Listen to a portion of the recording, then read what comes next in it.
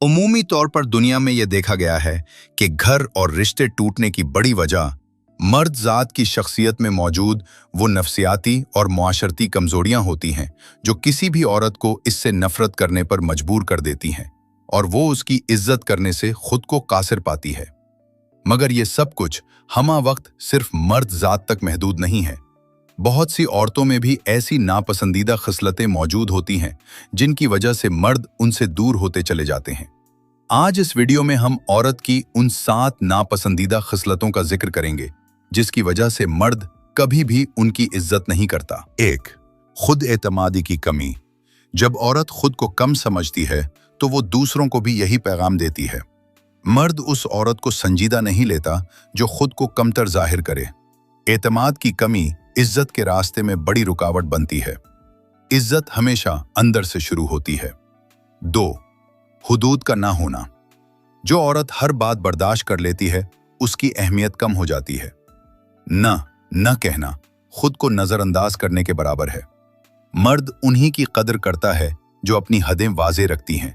खामोशी अक्सर कमजोरी समझ ली जाती है। 3. दूसरों को खुश करने की आदत। हर वक्त दूसरों की रजा में जीना अपनी पहचान खो देना है। जो औरत खुद को भूल जाए वो अपनी कदर भी खो देती है। मर्द उस चीज की कदर नहीं करता जो आसानी से मिल जाए। अपनी जात को तरजीह देना खुददारी है। 4. गैर मुस्तकिल रवैया। कभी हद से ज्यादा मोहब्बत, कभी मुकम्मल दूरी, ये उलझन पैदा करता है। मर्द ऐसे रवैये को संजीदगी से नहीं लेता। इस्तिकामत इज्जत की बुनियाद होती है। वाज़ेह रवैया ही वक़ार देता है। 5. अक़दार पर समझौता। अपने उसूल छोड़ देना अपनी पहचान खो देना है। मर्द उसकी इज्जत नहीं करता जो खुद अपने मेयार से गिर जाए।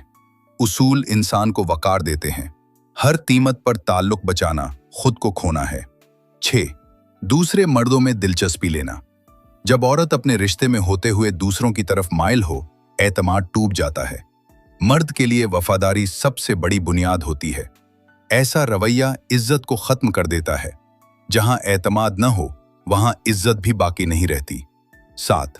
जबान दराजी, बदतमीजी या सख्त लहजा। तल्ख जबान और बदतमीजी रिश्ते को कमजोर कर देती है। मर्द इज्जत उसको देता है जो बात वकार से करे। बार बार की सख्ती दिल में दूरी पैदा करती है। नरमी और तहजीब ही असल ताकत हैं। इज्जत मांगी नहीं जाती, कमाई जाती है, और सबसे पहले खुद से। जब आप खुद को वकार देती हैं, दुनिया भी आपको वैसा ही मकाम देती है। याद रखें, आपकी कदर आपके अपने रवैये से तय होती है।